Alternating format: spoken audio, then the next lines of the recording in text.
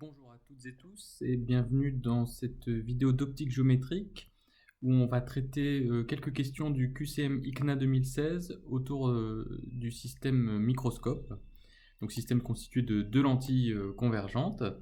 La première proche de l'objet est l'objectif et celle qui est proche de l'œil est l'oculaire. Alors prenez bien en note le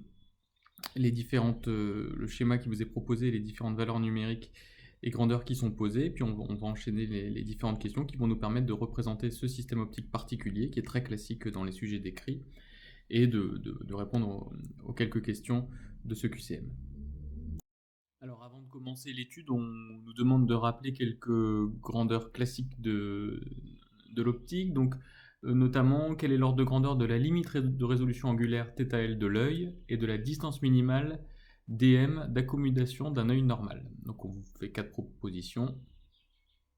Donc les bonnes réponses sont la réponse A et la réponse D. En effet, la distance maximale à laquelle on est capable de voir un objet sans accommoder, c'est-à-dire la distance à laquelle se situe le punctum proximum de l'œil, c'est 25 cm pour un œil hémétrope, c'est-à-dire sans défaut de vision particulier. Vous savez que l'œil est capable de voir tous les objets qui sont situés donc de 25 cm à l'infini, et que la particularité c'est qu'il n'accommode pas lorsqu'il regarde un objet à l'infini. En ce qui concerne la limite de résolution, elle est de 3 puissance moins 4 radians, c'est l'angle minimal qu'on est capable de détecter, et si on le convertit en degrés, ça fait 1 minute. Donc c'était la réponse A. Alors avant de commencer, expliquons très brièvement le principe général du microscope. Le but du microscope, c'est d'être capable d'observer justement un objet et des détails dont les dimensions seraient trop petites et qui ne permettraient pas justement d'être observés à l'œil nu. Donc imaginons un petit objet AB qui ne serait pas observable à l'œil nu puisque l'angle sous lequel on le voyait serait inférieur à la limite de résolution qu'on vient d'estimer. Et on veut que ce soit observable par un œil. Alors deux choses, il va falloir grossir l'objet. Ça va être quelque chose de très important pour qu'on le voit mieux, et aussi deux, le rendre visible de manière agréable pour un œil, c'est-à-dire on sait que l'œil voit nettement, enfin voit sans accommoder les images qui sont à l'infini, et donc on va essayer en faire une image à l'infini, faire une image de cet objet à l'infini, de sorte que l'œil puisse l'observer sans accommoder en étant en repos. Alors, pour faire ça, on va d'abord mettre une première lentille, par exemple une lentille convergente, qui va nous servir, si je mets un foyer F et un autre foyer F' ici, foyer image et foyer objet, en traçant les rayons qui passent par exemple par F' et celui qui est parallèle, je déduis première image, ici, A1B1, de mon objet AB. Cette image, si je choisis bien la position de l'objet, la position de la lentille, sa focale, j'arrive à faire une image plus grande que l'objet. Alors j'ai déjà en partie répondu à la question 1 où je grossis l'objet en faisant une image plus grande, mais cette image n'est toujours pas à l'infini. Pour qu'elle soit à l'infini, je vais mettre une deuxième lentille, de telle sorte que A1B1, donc AB par la lentille L1, a donné l'image A1B1. Et bien maintenant, A1B1 par lentille L2, je vais en faire une image à l'infini. Et pour ça, je vais choisir une lentille de telle sorte que A1B1 soit dans le plan focal objet de la lentille, et donc ici les rayons qui sortent de B1 vont être émis comme ça, tous parallèles, et donc je vais voir une image formée à l'infini, donc que l'œil va pouvoir voir sans accommoder. Donc voici un petit peu le principe de la lentille, grossir, faire une image à l'infini, et alors le grossissement est à la fois lié à cette lentille-là et à cette lentille-là, comme nous allons le voir, puisque la position des deux va influer sur la taille de l'image en sortie. Donc, on redonne ici les descriptifs du microscope étudié, et on vous demande justement de calculer le grossissement du microscope. Alors tout d'abord, revenons un petit peu sur cette notion de grandissement, puisque quand on s'intéressait à des systèmes constitués d'une lentille, par exemple, qui à partir d'un objet donnait une image, voici un exemple qui est tracé, on ne définissait pas le grossissement, mais le grandissement, qui était le rapport, donc si j'appelle A'B', l'image et AB l'objet, qui était le rapport de la taille de l'image, A'B' sur la taille de l'objet AB. Et ça c'est intéressant, puisque si par exemple ici vous mettez une petite image, par exemple une diapositive que vous mettez dans un vieux projecteur de diapositive, que vous la visualisez sur l'écran, eh bien, vous pouvez en déduire la taille de l'image ici, à partir de la taille de votre diapositive. De la même manière, si ici votre lentille caractérise un objectif d'appareil photo, si ici on a un individu, eh bien on peut déduire sur la pellicule la taille que fera l'image de l'individu sur la pellicule ou sur le capteur photoélectrique qui ira dans l'appareil photo. Donc voici la notion de grandissement. Alors pourquoi introduire un grossissement? Eh bien on va introduire le grossissement dès qu'on va s'intéresser non plus à des images qui sont formées sur un écran ou sur une pellicule, mais des images qui seront observées par un œil. Donc considérons un œil, et une des premières propriétés que nous connaissons de l'œil, c'est qu'il observe sans accommoder des objets qui sont très lointains. Donc considérons déjà dans un premier temps cette hypothèse, avec imaginons l'œil qui veuille observer voilà, la Lune. Donc qu'est-ce que ça veut dire d'observer la Lune? La Lune c'est un astre étendu, donc on peut considérer par exemple un point en bas de la Lune qui va émettre des rayons dans tous les sens, mais ces rayons, comme la Lune est considérée à l'infini par rapport à l'œil, cette distance-là est très grande. Quand les rayons qui sont issus de ce point ici, qui partent dans toutes les directions, quand ils arrivent au niveau de l'œil, en fait ils sont tous parallèles, et ils forment un angle nul par rapport à ce qu'on pourrait appeler l'axe optique, qui serait cette droite qui va du point du bas de la Lune vers l'œil. Donc on a, si on efface un petit peu ça, on a donc un rayon issu du bas de la Lune qui arrive comme ça, et puis il y a le point ici, émet aussi dans toutes les directions, mais ce que va capter l'œil, c'est finalement un ensemble de rayons issus de ce point qui possèdent tous la même inclinaison alpha par rapport à l'axe optique, et finalement, cet angle alpha, c'est bien l'angle sous lequel on va voir la Lune, et qui est donc bien ce qui va caractériser la taille qu'on observe de la Lune. Alors imaginons qu'on veuille voir davantage de détails ici, de cratères, etc. Eh bien, on aimerait grossir l'angle alpha. Alors pour cela, on va introduire, donc maintenant je ne représente que ce qui se passe au niveau de l'œil, c'est-à-dire un certain nombre de rayons qui arrivent sous un angle alpha par rapport à l'axe optique, et ça me caractérise le point extrémal de la Lune, le point extrême de la Lune. Donc on a ces rayons qui arrivent tous avec un angle alpha, et je vais mettre un système optique qui va être sûrement constitué de plusieurs lentilles notamment, ou de miroirs, dont le rôle va être d'augmenter l'angle des rayons qui sont issus du point extrémal de la Lune.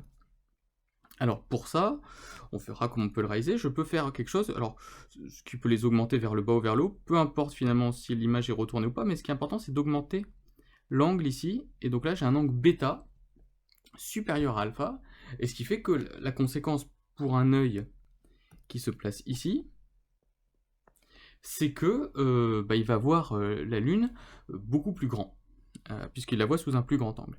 Alors, on pourrait se dire, bon, on va calculer le grandissement, comme on l'a déjà fait, en faisant gamma égale A'B' sur AB, taille de l'image sur taille de l'objet. Sauf que ça nous pose un problème, les images, ici l'objet est à l'infini, par là, l'image est à l'infini par là, donc ça n'a pas de sens de parler de leur taille, vu que ça va faire l'infini sur l'infini, on ne sait pas comment on peut s'en sortir. Donc, d'où l'idée, pour comparer ce que l'œil voit, de comparer les angles et non plus les tailles, et donc on ne va pas appeler ça un grandissement, mais on va appeler ça le grossissement de notre système optique. Donc ça c'est typiquement quand on a des systèmes qui font intervenir l'œil, on définit le grossissement comme un rapport d'angle, et ici ça va être l'angle de sortie sur l'angle d'entrée. Alors pour ce qu'on vient d'étudier, c'est une lunette astronomique, ça convertit un objet à l'infini, ça peut être la lune de Galilée par exemple, en une image à l'infini observée par l'œil. Le cas du microscope est encore un petit peu différent, puisque si c'est toujours bien un œil qui observe, et donc un système qui fabrique une image à l'infini avec des rayons tous parallèles, l'objet, lui, n'est plus à l'infini dans le cadre d'un microscope. Donc on enlève cette hypothèse, et cette fois-ci on a un objet à distance finie, avec une certaine taille AB, donc une cellule qu'on veut observer au microscope par exemple, et là on se demande qu'est-ce qu'on va pouvoir utiliser comme grandeur pour caractériser la performance du microscope. On aurait envie de calculer un grossissement, c'est-à-dire angle de sortie, bêta sur... Et là, comme l'objet n'est pas à l'infini, qu'est-ce qu'on va prendre comme angle pour caractériser l'objet? Donc ça va bien être un deuxième angle qu'on va devoir mettre, mais quel est cet angle-là? À quoi compare-t-on l'angle de sortie?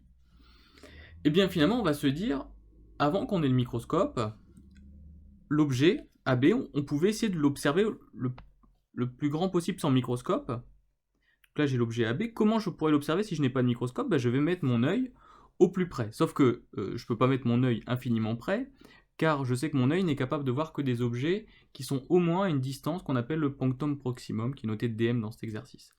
Donc l'idée, c'est de se dire, sans microscope, je peux voir l'objet placé au punctum proximum avec un angle alpha. Et bien, c'est cet angle alpha que je vais comparer à l'angle bêta en sortie du microscope, et là je pourrais bien définir le grossissement comme étant bêta sur alpha, et qui va me caractériser la plus-value qu'apporte le microscope par rapport à une observation de l'objet simplement à l'œil nu.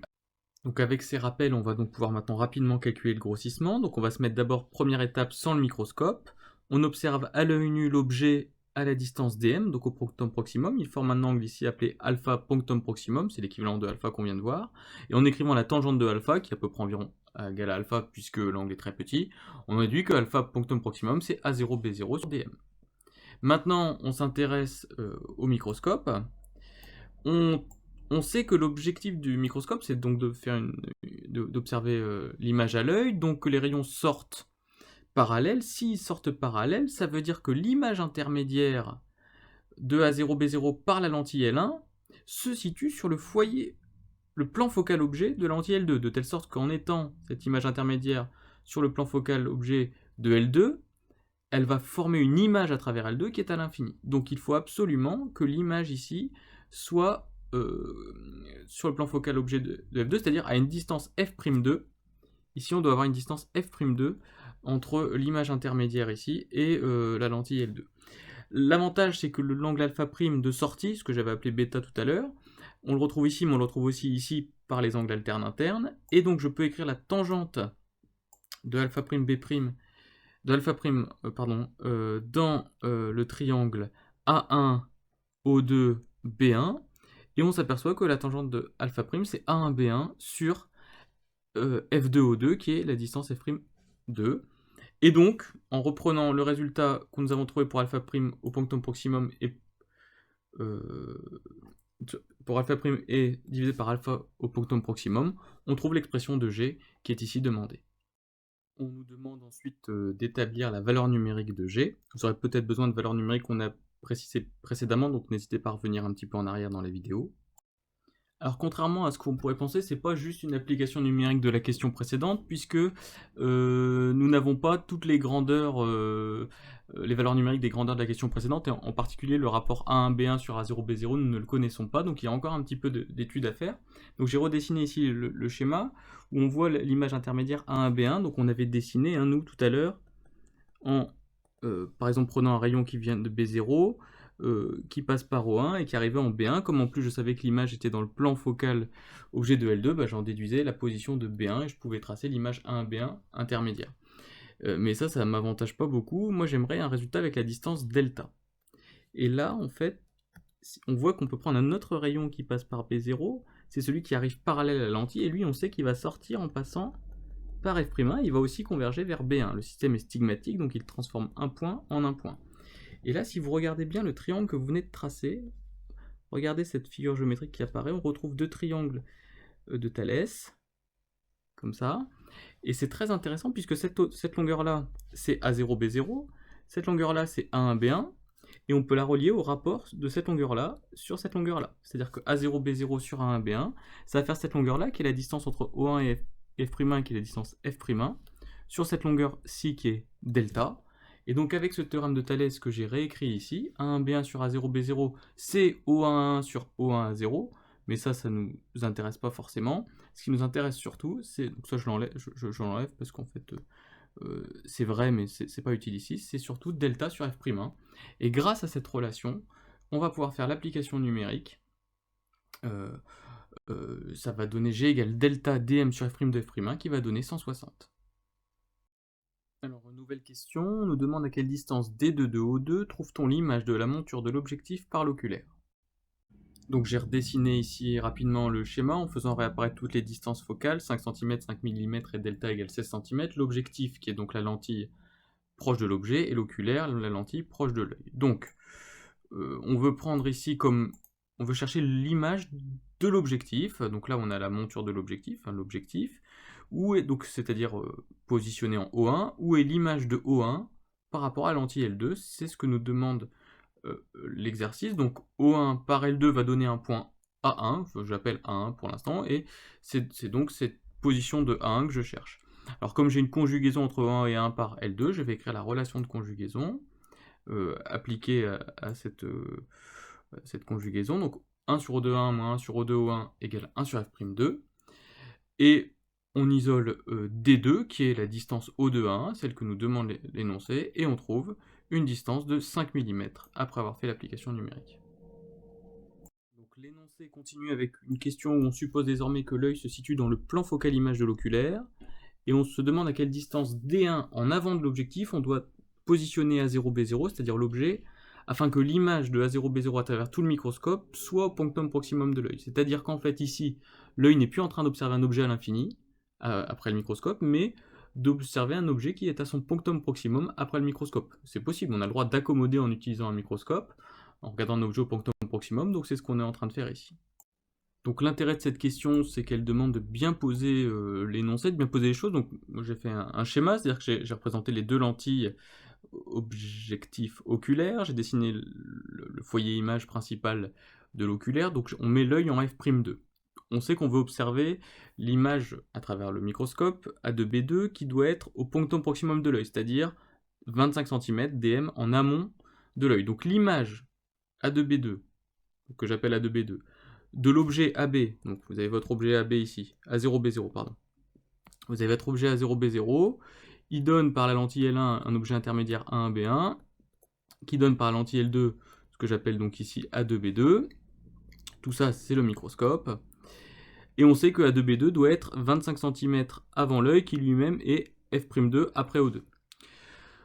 Et on cherche la distance ici à laquelle on doit placer l'objet pour être dans cette configuration-là. Eh bien, on va écrire les relations de conjugaison associées à la transformation de A0, B0 en A1, B1 et de A1, B1 en A2, B2. Nous ce qu'on veut, c'est que O2, A2, la contrainte, c'est qu'il soit égal à, donc en valeur absolue dm moins f'2, mais comme on va vers la gauche, c'est moins dm moins f'2 en longueur algébrique, eh bien j'écris les relations de conjugaison entre A0 et A1 par L1, elle est ici, j'en déduis l'expression de O1 A0, hein, donc O1 c'est bien le centre de la lentille 1 et O2 le centre de la lentille 2. Je fais la même chose entre A2 et A1, on a cette expression, ce qui me permet de trouver O2A1 en fonction de OA2A2, et O2A2 je le connais vu que c'est ma contrainte. Et il ne reste plus qu'à isoler, remplacer O2A2 pour avoir l'expression de O2A1, qu'on va injecter ensuite dans O1A1, puisque O1A1 c'est O1A2 plus O2A1, donc on peut faire un châle avec des longueurs algébriques tant que les points restent alignés. Et en remplaçant tous les termes par leurs expressions, à la fin ça se simplifie et on trouve l'expression de D1 qui vaut F'1 plus F'1 carré sur delta plus F'2 carré sur DM. Donc l'intérêt de cette question, c'est avant tout de bien poser les choses et puis aussi d'être capable de faire des petits calculs comme ça sans se tromper et de manière rapide et efficace. Donc voilà la réponse attendue. Alors vous voyez, dans le cas précédent, on observait l'objet à travers le microscope, mais en accommodant, et en accommodant au maximum, puisque l'image de l'objet à travers le microscope est au punctum proximum. On se demande maintenant de combien il faut faire bouger l'objet, de quelle distance epsilon faut-il déplacer le microscope, ou faire bouger l'objet, c'est pareil, pour que l'image se trouve de nouveau à l'infini, que l'œil n'ait plus besoin d'accommoder. Autrement dit, on est en train de voir à quel débattement on peut procéder sur le microscope pour que l'œil soit toujours capable de voir l'objet, même s'il est obligé d'accommoder. Mais en tout cas, quelle marge de manœuvre on a sur la position du microscope pour continuer à voir l'objet net. Et donc c'est ce qu'on vous demande ici.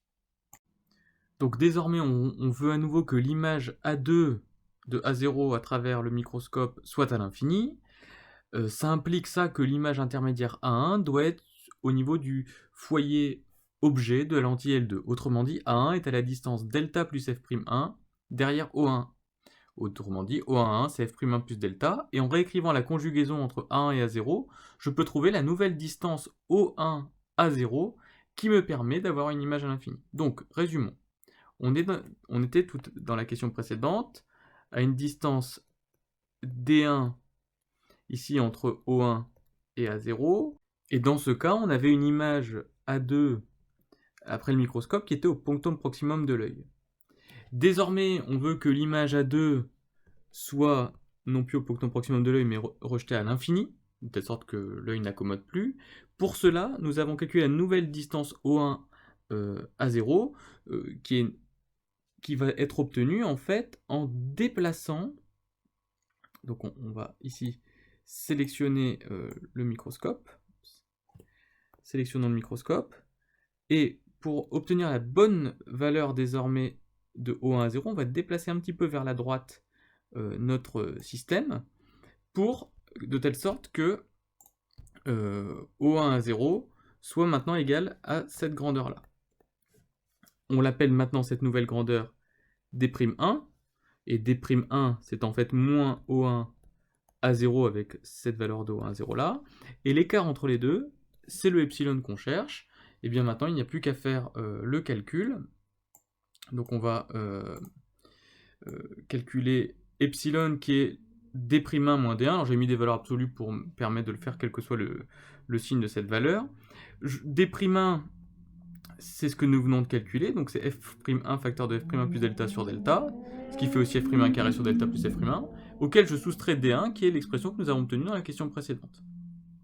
Et je m'aperçois que je peux mettre en facteur f'1 carré sur delta et faire apparaître cette grandeur, et on nous dit dans l'énoncé que ce terme-là est très petit devant 1, ce qui va nous permettre de faire un développement limité de 1 sur 1 plus x, qui va être égal à 1 moins x, et on trouve alors epsilon égale f'1 carré, f'2 carré sur dm delta carré. Donc voilà pour les questions de ce sujet.